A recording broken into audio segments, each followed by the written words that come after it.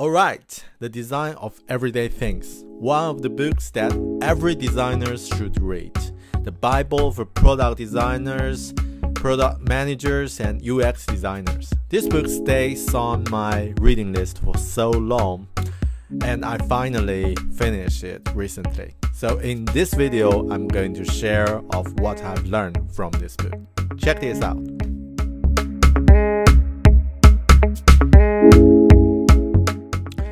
It took me so long to finish this book because it was so hard to read. There are too many concepts and also too much information to process.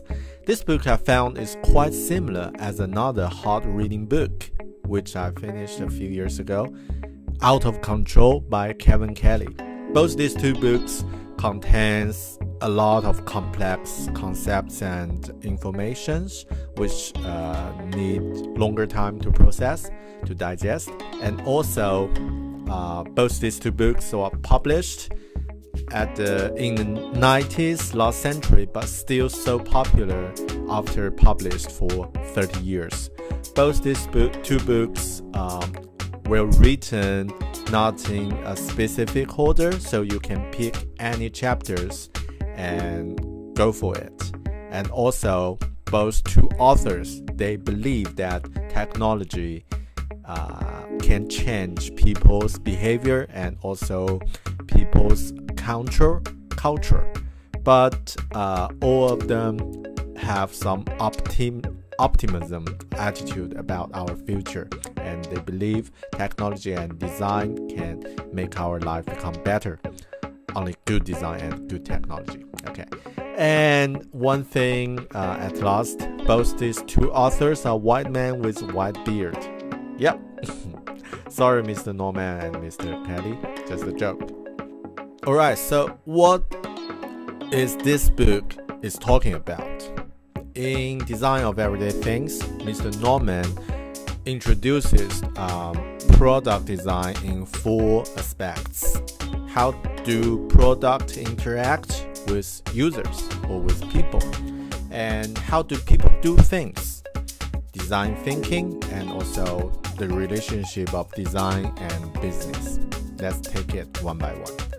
Product interact with user through 7 touch points: affordance, signifier, constraint, mapping, feedback, conceptual model. Okay, let's go through them one by one. So what is affordance? Affordance is the functionality of a product. For example, a door has the affordance to push and pull. So it's not something that you can actually do, but it's just the functionality of a product. Signifier. This is something easier to understand rather than affordance. It's something that can inform users about the product's functionality. For example, the door offers the functionality to push and pull, and the sign on the door can show you, okay, this door allowed you to push. Constraints are something you use as a designer to force the desired user's behaviors. For example, if you try to decrease the possibility that users run to the basement during the emergency situation, you can put a fence at the entrance of the basement so that during the emergency situation they just don't go there. Alright. Mapping is the analogical relationship between the controls and the devices being controlled. For example, the switch button on the oven, the position for the switch button always relate the actual position of the oven plate. That's a good design. The bad design is that the position of the switch is different from from the actual position of the plate. That will occur some confusion from users. Feedback. Feedback is something that a product or service or something else, or a person gives to another person. And if there's too little feedback, people will not notice that. If there are too much feedback, people will feel annoying or distracted. Conceptual model. Conceptual model is something that can relate the relationship between the controls and the devices being controlled. For example, if we switch the adjusting button on the refrigerator, on the freezer, so you will see, okay, the temperature in the fridge is adjustable and it can show from the switch button. Yeah, so these are all the things you need to know. And second, people have 7 stages of doing things, which means interact with the world. There are also 7 stages like go, plan, specify, perform, perceive, interpret, and compare. Alright, what's that? Let's explain those concepts in plain English.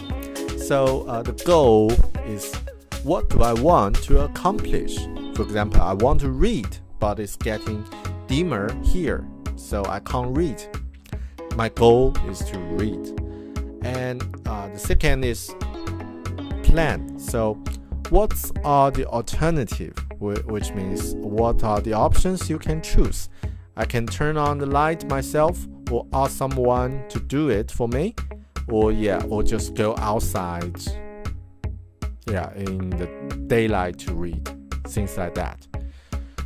So the third is specify. Specify is what can I do, is be clear about your next step. So take me for example, if I want to read and then I found the options to turn on the light, and I decide to turn on the light myself because it is easier. The fourth, perform, is how do I do it? So I just turn on the light. So then perceive is what happened. If you turn on the light is on. Okay, so that's what happened. And next, interpret. So it's what does it mean? So you see the light is on and you know that, okay, it means I can read. And the final stage, compare, is it okay? Like, is it this is a good situation, which means I can read. Alright, so this is something seems quite ordinary, quite normal in our daily life, and we don't actually analyze about it. But if you think carefully about some behaviors, some steps, some decision you make during your daily life, it could be divided in these stages. And as a designer, is to think about each step intensely, with intention, and then try to make it fulfill what the users want, what the users need, just fulfill it. Alright, so this is the second part, the 7 stages when people actually doing things. So a good designer uses these 7 stages of actions to consider every step of the user's action and to construct users' scenarios. Mr. Norman talked about design thinking, which is something not related specifically about design, but it's about thinking. It's about how we make a better problem statement and make sure we are solving the right problem. Right. So this is about design thinking. So designers can use double diamond model to find out the right problem and the solution, and use human-centered design to iterate the discussion, iteration and discussion of the design about the design process. But this topic is something that we'll definitely go through it later in some other videos. Alright, so the last one is the design and business. So a designer not only need to think about design, affordance, signifier, things like that, or the element on the screen, or actually the actual feature of the product, how it works, but also need to think about the price, the quality, the features, the speed, and the marketing acceptance. This element also we need to think about that too. So a design is successful only if the final product is successful. So if people buy it, if people use it, and if they're enjoying it, this means it's a good design. But if you actually do something you think it is great and nobody buys it, nobody uses it, so nobody says anything about it, that's not a good design. That's a failure. So if you don't understand the principle of the business or how to implement some design concept to the real product, you are not a good designer. So which means that as a designer, it's not enough to understand design and technology, but also you need to understand business. So some other great options that I found quite helpful also from this book. The first one is there's no human errors.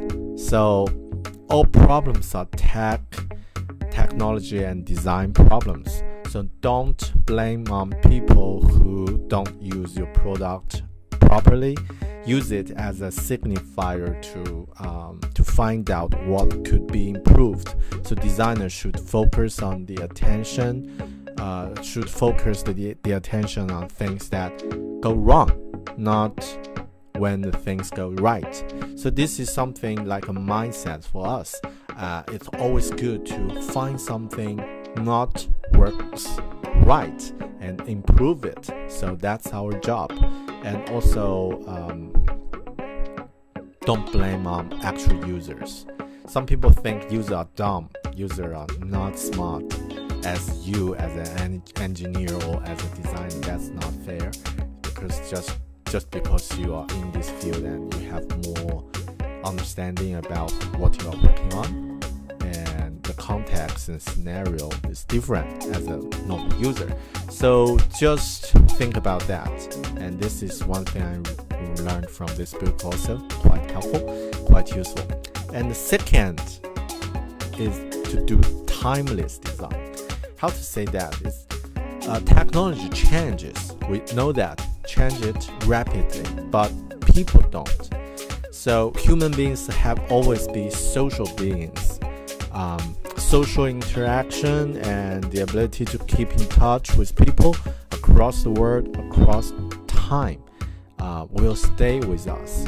So technology changed the way we do things, but fundamental needs remains unchanged. So if you are a designer or if you are an engineer, maybe it's good to invest some energy and time to learn something that doesn't change, like how to interact with actual people and what's the people's need, some psychological needs or things like that, or business. So things like that is really good thing to invest, because that's our timeless field.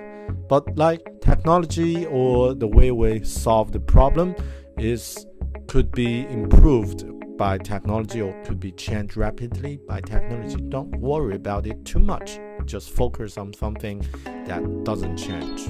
Alright, so this is what I've learned from this book. Actually, I've learned much more with from this book, but this is so much for a video to share. And again, I know this is a book really hard to read, but if you are a designer or if you want to do something about design, if you want to learn design, this is a book that I think you must read.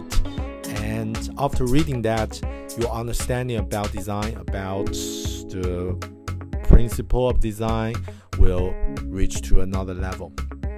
Alright, thank you very much for watching this video, and I hope you like it. If you like it, just hit the subscription button below and stay tuned for more content about design, book review, good books, or personal improvement. I'm Bear. I will see you in the next video. Bye.